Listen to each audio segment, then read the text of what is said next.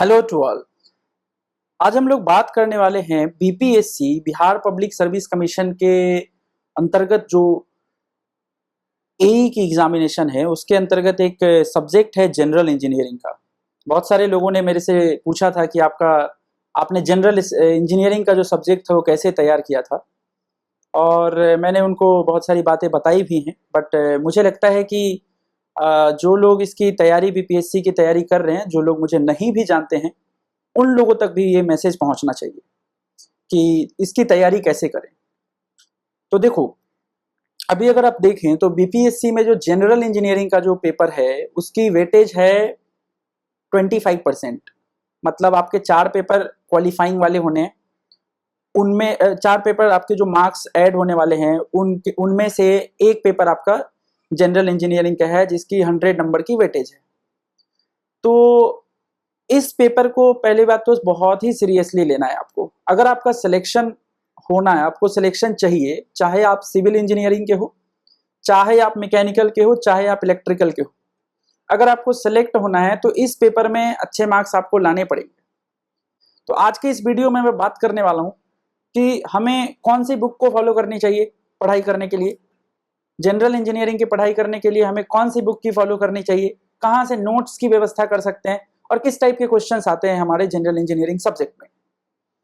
इस डिस्कशन के पहले ही मैं बोल देता हूं कि भाई, आपका जो पेपर है जनरल इंजीनियरिंग का, वो 400 नंबर का टोटल अगर आपका मार्क्स बनेगा रिटन में, तो उसमें से 100 नंबर आपके जनरल इंजीनियरिंग के होंगे, और बहुत ही ज्यादा इंपॉर्टेंट पेपर होगा ये बहुत डिसाइडिंग फैक्टर का काम करेगा। क्योंकि बाकी जो टेक्निकल, जो कोर टेक्निकल है वो सबको आता है। जो 2 आपके पेपर हैं, जनरल इंजीनियरिंग और जनरल नॉलेज, ये दोनों पेपर आपके डिसाइड करेंगे कौन सेलेक्ट होगा कौन रिजेक्ट होगा। सीटें कम हैं, कंपटीशन ज्यादा है, तो आपको इस वाले सब्जेक्ट में, जिन लोगों को सेलेक्ट होना है इस वाले सब्जेक्ट के लिए अच्छी से मेहनत करें। कैसे करें भाई? तो देखो, सबसे पहले आप इस सब्जेक्ट का सिलेबस देखना है आपको। और जो लोग सिलेबस, हिंदी में सिलेबस डला हुआ है बीपीएससी के साइट पे, मैं उस सिलेबस को थोड़ा सा आपको बता देना चाहता हूं कि कैसे आपको क्या है सिलेबस। तो आपका जो पहला सिलेबस है वो इंजीनियरिंग मैकेनिक्स लिखा हुआ है, वहां पे हिंदी में कुछ और लिखा होगा, मैं उसको इंग्लिश में पढ़ रहा हूँ। इंजीनियरिंग मैकेनिक्स का सिलेबस है, उसमें आपको इक्विलिब्रियम, मोशन में ट्रांसलेशनल, रोटेशनल, सर्कुलर तीनों आ जाएंगे, वर्क एनर्जी, पावर। आपको ये करना है। कैसे करना है ये अभी अभी थोड़ी देर से आपको मैं बताता हूँ। सर्वे एंड मेजरमेंट दूसरा जो आपका टॉपिक है वो सर्वे और मेजरमेंट का है। तीसरा आपका टॉपिक है engineering material and building material. चौथा जो आपका टॉपिक है that is your engineering management theory, जिसमें आप सीपीएम, पर्ट और सेफ्टी वगैरह, इंजीनियरिंग सेफ्टी के बारे में, इंडस्ट्रियल सेफ्टी के बारे में पढ़ोगे। फिर आपका जो टॉपिक है that is your transportation phenomenon, transport phenomenon. Transport phenomenon में कंफ्यूज नहीं होना है, this is not transportation, this is basically fluid mechanics, thermodynamics and heat transfer का थोड़ा सा बेसिक्स।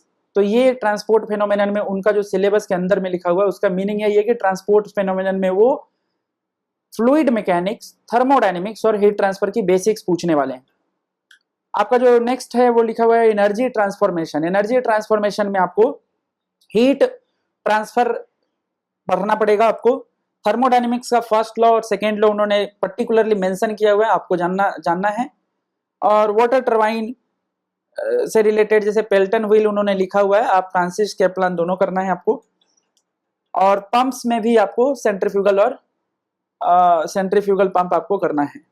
इसके अलावा आपको प्राइमरी इंजीनियरिंग, प्रारंभिक अभियंत्रण करके एक सब्जेक्ट है, उसमें आपको प्राइमरी इंजीनियरिंग बेसिकली जो उसका सिलेबस है that is part of electrical engineering.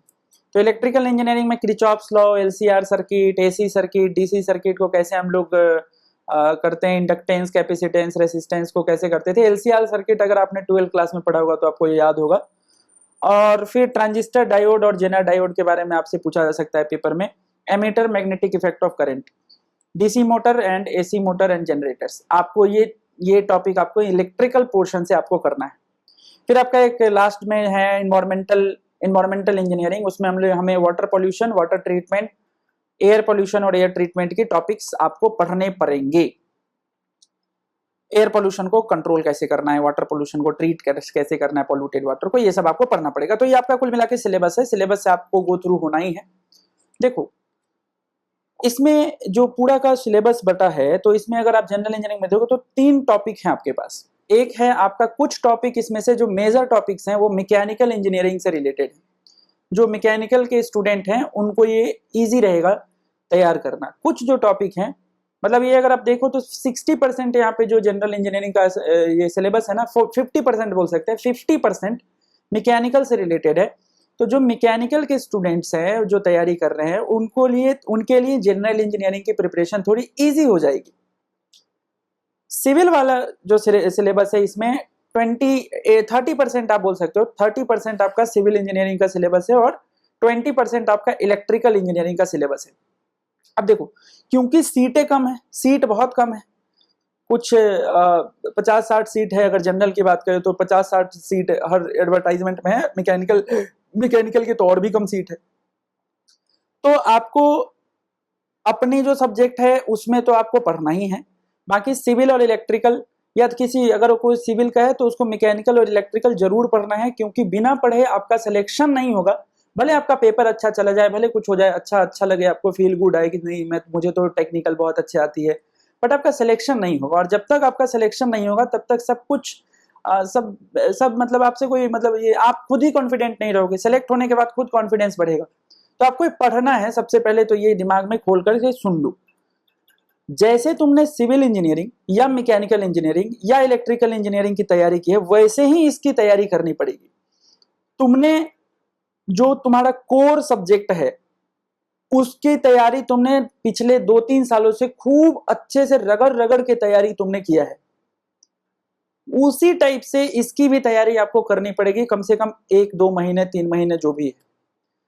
तो आपको तैयारी करना पड़ेगा, सीरियस हो जाओ। जो लोग अभी भी सीरियस नहीं है, उनको लगता है कि नहीं मैं तो जनरल इंजीनियरिंग में निकाल लूंगा, या अगर आपको ये भ्रम है, कोई किसी की इंटरव्यू सुन लिया टॉपर की, उसने बोल दिया यार मैंने जनरल इंजीनियरिंग तो पढ़ाई ही नहीं किया था, मैंने तो ऐसे ही हो गया था, कोई दिक्कत नहीं। भाई वो लड़का टॉपर है, उसका एग्जाम हो चुका है, उसकी सुनना है, ऐसा नहीं है कि नहीं सुनना है, बट उसको जो एग्जाम आप क्रैक कर देते हो ना, वो एग्जाम इजी लगने लगता है आपको। तो अभी आप उस एग्जाम में अपीयर होने जा रहे हो, तो आपके लिए आप पहले तो सीरियस हो जाओ, क्योंकि पढ़ाई करना पड़ेगा तब जाके सिलेक्शन होगा। सही बात है, बिना पढ़े हुए सिलेक्शन नहीं होना है। इस सब्जेक्ट पे आपका सिलेक्शन डिसाइड होने वाला है बीपीएससी एई वाले एग्जामिनेशन में। आप ध्यान रखना, मेरी इस बात को नोट कर लेना। तो सर ठीक है, मान लिया कि मैंने सीरियस हो गया, आप लोग मतलब मेरी इस बात को सुन के मान लो कि सीरियस हो गया, तो अब क्या करें? मान लो सीरियस होने के बाद क्या करें सर, कौन सी बुक से पढ़े? तो देखो 2 टाइप की तैयारी हो सकती है यहाँ पे। एक तैयारी कोर तैयारी होती है और दूसरी तैयारी होती है जैसे तैसे पढ़ लिया। तो 2 टाइप के बच्चे भी होते हैं। एक बच्चे ऐसे होते हैं जिनका बहुत सारा पार्ट कंप्लीट होगा पहले से, जिनको थोड़ी बहुत चीजें उन्होंने सेमेस्टर जब फर्स्ट ईयर अपने इंजीनियरिंग की थी उस टाइम पे जो आपके सब्जेक्ट्स थे वो थोड़ा बहुत याद होगा उनको, और वो थोड़े अच्छे स्टूडेंट होंगे। अच्छे स्टूडेंट इन द सेंस कि थोड़े सीरियस टाइप के स्टूडेंट, अच्छे सब होते हैं, सीरियस स्टूडेंट होंगे, उन्होंने नोट्स बनाए होंगे, भले वो नोट्स है नहीं बट बनाए होंगे लिख के, फिर उन्होंने अच्छे से एग्जाम दिया होगा। तो एक कैटेगरी ऑफ स्टूडेंट ऐसा है। जो लार्ज कैटेगरी का कैंडिडेट है वो अराउंड 80% ऐसे कैंडिडेट्स हैं जिन्होंने फर्स्ट ईयर में बिल्कुल बहुत ज्यादा पढ़ाई नहीं किया, क्योंकि फर्स्ट ईयर इंजीनियरिंग में मजे करते हैं हम लोग, कोई बात नहीं अब पढ़ लेना है, कोई समस्या नहीं पढ़ा पहले तो अब पढ़ना है। तो ये दूसरी कैटेगरी वाले कैंडिडेट्स हैं। पहले कैटेगरी वाले कैंडिडेट्स, अगर मार्केट में अवेलेबल जो जनरल इंजीनियरिंग के नाम से बुक्स मिल रहे हैं, बहुत सारे पब्लिकेशन के मिल रहे हैं, जीकेपी पब्लिकेशन एक है, बहुत सारी गलतियां हैं उसमें, कोई दिक्कत नहीं है, आप उसको ले सकते हो। पहले कैटेगरी वालों के लिए मैं बोल रहा हूं जिनको थोड़ा बहुत जनरल इंजीनियरिंग का आइडिया है, या अगर कोई मैकेनिकल का लड़का है, मैकेनिकल इंजीनियरिंग का है, क्योंकि जनरल इंजीनियरिंग में 50% सिलेबस 50-60% सिलेबस मैकेनिकल से रिलेटेड है, तो उसे एक मेजर पोर्शन आ रहा है, तो बाकी के 40% को वो कुछ इस टाइप से कुंजी वाले बुक से कर सकता है। कुंजी वाला बुक समझ रहे हो ना, कि मतलब एग्जाम निकलता है, फॉर्म निकलता है, तो कुछ बुक मार्केट में सर्कुलेट होने लगते हैं, general engineering by this, general engineering by this, ऐसे वाली बुक्स।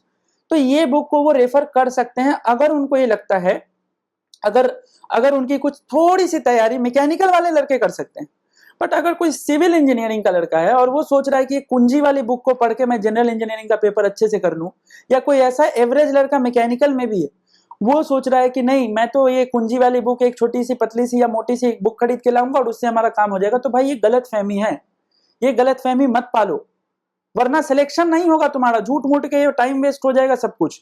आपको कोर स्टडी करनी पड़ेगी, आपको बुक से पढ़ना पड़ेगा, जो इस सब्जेक्ट्स की बुक आती है। तो कौन सी बुक से पढ़ना चाहिए? तो मैंने क्या बोला, कैटेगरी 1 वाले जो कैंडिडेट्स हैं, या आप बोल सकते हो कि मैकेनिकल वाला जो पोर्शन है, मैकेनिकल के जो कैंडिडेट्स हैं वो कुंजी वाली बुक से पढ़ सकते हैं, कोई भी पब्लिकेशन की ले सकते हो आप जनरल इंजीनियरिंग की बुक।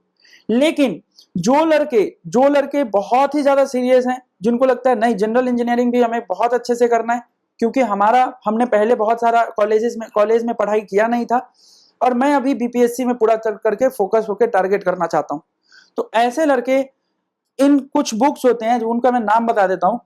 मैकेनिकल वाला जो पार्ट है, आपको बेसिक मैकेनिकल इंजीनियरिंग की बुक आती है बीएमई करके, बेसिक मैकेनिकल इंजीनियरिंग की फर्स्ट ईयर में आपने हो सकता है तो पढ़ा होगा।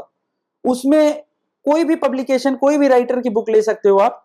मैंने अपने इंजीनियरिंग के टाइम पे वीडी श्रीवास्तव की बुक पढ़ी थी और मुझे वो बुक अच्छी लगी थी। तो आपके जितने भी मैकेनिकल से रिलेटेड यहाँ पे सिलेबस है, उसमें वो सिलेबस आपको वीडी श्रीवास्तव की बुक में मिल जाएगी। मैंने पढ़ा था, तो आप भी वो बुक रेफर कर सकते हो, वो सारी सिलेबस इसमें मिल जाएगी। वो लोग मैकेनिकल वाले पार्ट के लिए वीडी श्रीवास्तव की बुक खरीदे, ज्यादा कॉस्ट नहीं है, 200-250 रुपए का बुक है, कोई दिक्कत नहीं है, खरीद लेना। सिलेक्शन होने के बाद तो ये एक दिन की कमाई है आपकी, एक दिन की भी नहीं है, मतलब ये तो चाय पानी का खर्च है आपका रोज का, अभी सिलेक्शन से पहले।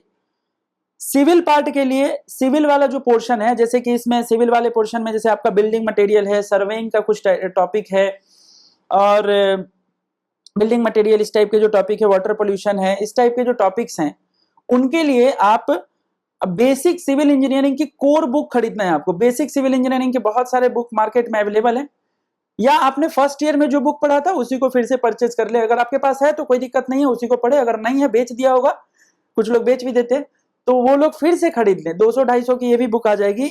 मैंने जब अपने फर्स्ट ईयर में था तो बेसिक सिविल इंजीनियरिंग भाई के द्विवेदी एंड के शुक्ला, के द्विवेदी की ये बुक पढ़ी थी, 250 रुपए में आई थी, अब 300 रुपए हो गया होगा। तो ये बुक जरूर खरीदें, और पूरे बुक नहीं पढ़ना है आपको, इसमें से छांट के, लेकिन पूरा डेप्थ में पढ़ना है।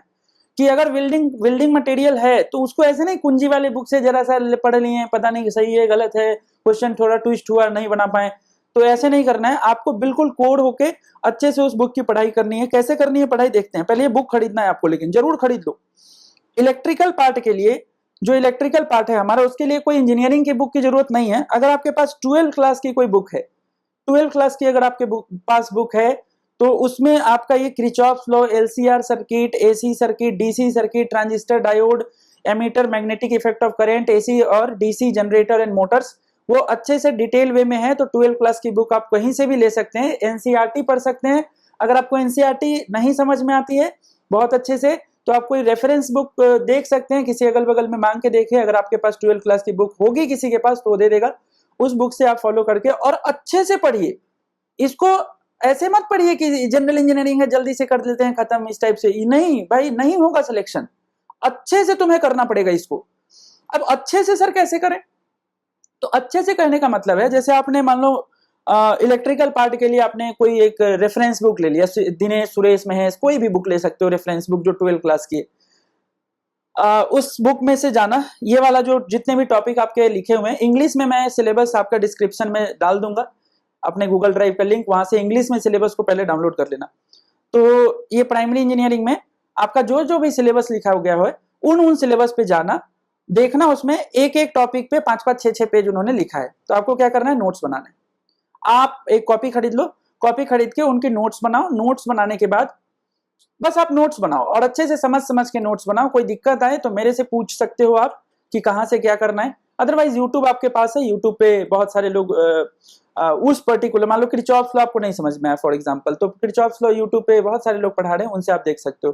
पूरे जनरल इंजीनियरिंग पढ़ने की कोई जरूरत नहीं है कि कोई पढ़ाए आए, ऐसा मतलब हसीन सपने मत देखो कि कोई आएगा जनरल इंजीनियरिंग टोटल पढ़ा देगा, हम कुछ फीस दे देंगे, मजा आ जाएगा, ऐसा नहीं होगा। आप खुद से तैयारी करोगे, खुद से प्रिपरेशन करोगे, तब ज्यादा इफेक्टिव होगा।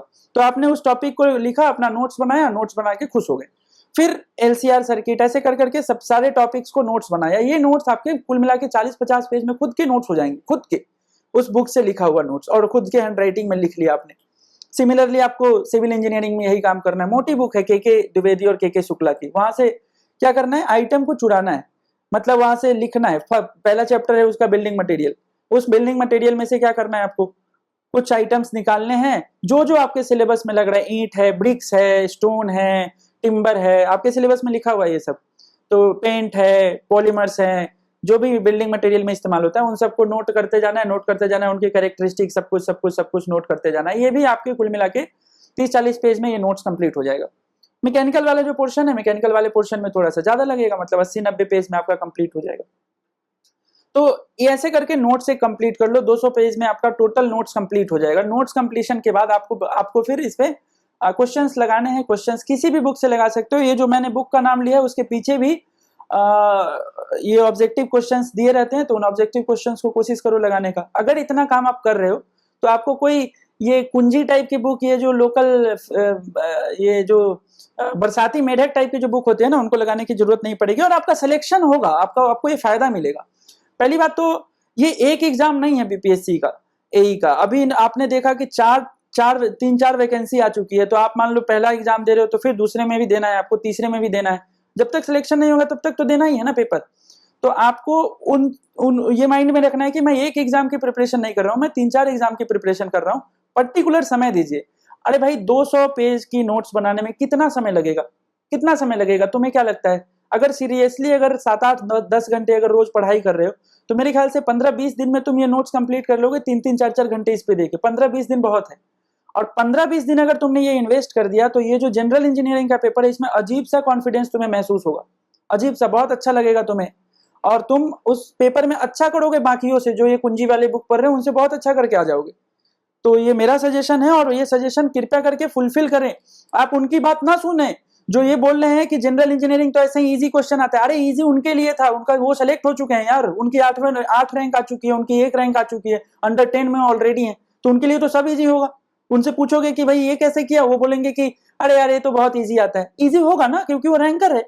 आप अभी रैंकर नहीं हो, तो आपको रैंकर बनना है। बनने के लिए आपको पढ़ना पड़ेगा। समझ में आ रहा है? फिर आप दूसरे को भी गाइड कर सकते हो। मेरे ख्याल से आपको ये समझ में आई होगी कि कौन सी बुक से पढ़नी है। जो लोग बार बार मेरे से पूछते हैं कौन सी बुक से पढ़नी चाहिए, वो कृपया करके स्पष्ट रूप से सुन ले। आपको कोर बुक से तैयारी करनी चाहिए, कोर बुक। और कोर बुक का मैंने अभी नाम दिया है, वो आप लोगों ने सुना होगा। फिलहाल सर नोट्स कैसे बनाए, मैंने बता दिया नोट्स कैसे बनाना है। आपको बहुत ज्यादा डिटेल में, बहुत जितना डिटेल हो सके उतना डिटेल में बना लो, कोई दिक्कत नहीं है। नोट्स अपनी हैंड राइटिंग तुरंत समझ में आती है, तो आप नोट्स प्रिपेयर कर लो। टाइप्स ऑफ क्वेश्चन कैसे आते हैं सर एग्जाम में?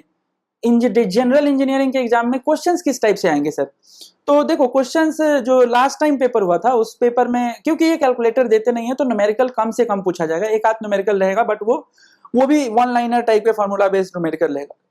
तो ज्यादातर थ्योरी वाले क्वेश्चंस रहेंगे। अगर 50 क्वेश्चन वो पूछ रहे हैं, 50 क्वेश्चन, तो उसमें से 40 क्वेश्चन थ्योरेटिकल क्वेश्चंस रहेंगे और 10 क्वेश्चन आपके न्यूमेरिकल के हो सकते हैं। मैकेनिक्स वगैरह से क्वेश्चंस आपके न्यूमेरिकल से दिखेंगे। तो बहुत ज्यादा टफ क्वेश्चन नहीं रहेगा, बट अंडरस्टैंडिंग बेस्ड क्वेश्चन रहेगा। इसको हल्के में नहीं लेना है कि टफ क्वेश्चन नहीं है, बहुत इजी है, बीपीएससी तो ऐसे ही हो जाता है, इसमें क्वेश्चन बहुत इजी आता है, टिक कर लें। नहीं, ऐसा नहीं है। इजी है क्वेश्चन, लेकिन सबके लिए इजी है ना बेटा। तो आपको उन क्वेश्चंस को भी करना है जो टफ है, बाकियों के लिए टफ है, और आपको उन क्वेश्चंस को भी करना है, तभी सेलेक्ट होगे। क्वेश्चन इजी रहता है नो डाउट, बट कुछ क्वेश्चन टफ होते हैं। जैसे 50 में से 40 क्वेश्चन आपके इजी रहेंगे, सब कर देगा जिस बुक से, मतलब सब लोग, सारे लोग हैं ना आपके कॉम्पिटिटर्स, सारे लोग कर देंगे वो क्वेश्चन। वो जो बाकी 10 क्वेश्चन है ना, उसको जो करेगा उसका सिलेक्शन होगा। तो आपको उन 10 क्वेश्चन के लिए मैंने 3 बुक बताई है। कुछ लोग बोलते हैं नहीं सर जीके पे ये कुंजी टाइप की बुक पढ़ के ही बड़ा अच्छा लग रहा है, 35-40 क्वेश्चन तो मैं कर दे रहा हूं। तो 35-40 ही कर रहे हो ना नालायक। 35-40 में थोड़ी सिलेक्शन होना है, सिलेक्शन तो जो 45 करेगा उसकी होना है। सीटें देखो बहुत कम सीट है, और कंपटीशन बहुत ज्यादा बढ़ चुकी है अब। तो कंपटीशन में एक्सेल करने के लिए कोर स्टडी करनी पड़ेगी तुम्हें। तो मेरे ख्याल से आपको ये समझ में आया होगा। सीरियस हो जाओ जनरल इंजीनियरिंग के लिए। कोई भी दिक्कत आती है तो मेरे से आप इस जो चैनल टेक्निकल पॉइंट नाम का चैनल है मेरा, इस पे आप जुड़ सकते हो। इस चैनल को लाइक, सब्सक्राइब और शेयर करो। और मेरी ये रिक्वेस्ट है कि जिन लोगों ने ये वीडियो देखा है, अगर उनको लगता है कि ये वीडियो फायदेमंद है, तो कृपया करके आप किसी से कम से कम 3-4 लोगों से ये शेयर कर दो, जिसको लग रहा है कि नहीं ये भी बीपीएससी का एई का तैयारी कर रहा है और ये फ्रस्ट्रेट है, मतलब इस पे ये परेशान है जनरल इंजीनियरिंग के बारे में, तो उसको शेयर कर दो। पुण्य का काम है ये शेयर करना, आपको अच्छा लगेगा।